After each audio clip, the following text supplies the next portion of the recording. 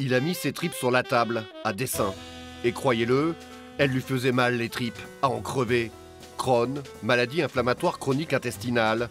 Elle en a mis du temps, la science, à poser un diagnostic sur les boyaux en feu de Posla. Des années à jongler entre toilettes, PQ, scanner et lit d'hôpital.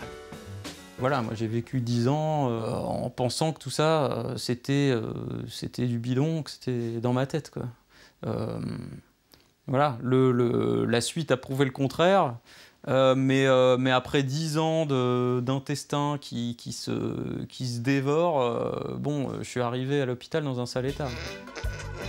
Game of Crohn, Game of Thrones. À ce petit jeu morbide, le dessinateur n'a qu'une arme pour lutter contre la maladie, sa plume.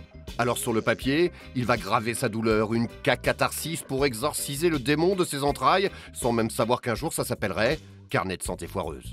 Ça s'est fait en 2 temps. Il y a une première partie du carnet qui a été dessiné pendant les hospitalisations, où là c'était vraiment de l'exutoire pour décharger, où il n'y avait pas d'idée d'en faire quelque chose, à part juste me soulager. Et 2 ans après, je me suis penché sur le récit. Il a fallu un peu de temps pour digérer un petit peu toute mon histoire et pour pouvoir recracher ça sur papier, quoi.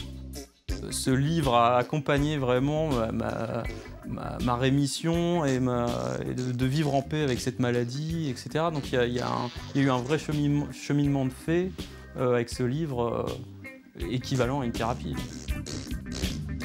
Dessin abstrait, haïku métaphysique, caricature, comic strip humoristique, Posla a usé de tout son art pour raconter son histoire tout en faisant de la vulgarisation scientifique. Mais il a surtout touché une corde sensible, comme un coup de poing dans le ventre de ses lecteurs. La maladie touche énormément de gens. La maladie est tabou, tu vois,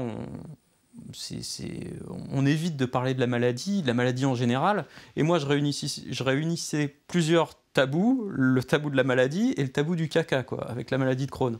Donc j'ai brisé tous ces tabous, si tu veux, par exemple, en dédicace, les gens arrivent, ils se livrent tout de suite, quoi. Ils posent le bouquin sur la table, bon, j'ai ça, enfin, tu vois, comme si j'étais un médecin, quoi. Alors que, ça donne des échanges super émouvants, vraiment assez intenses, quoi.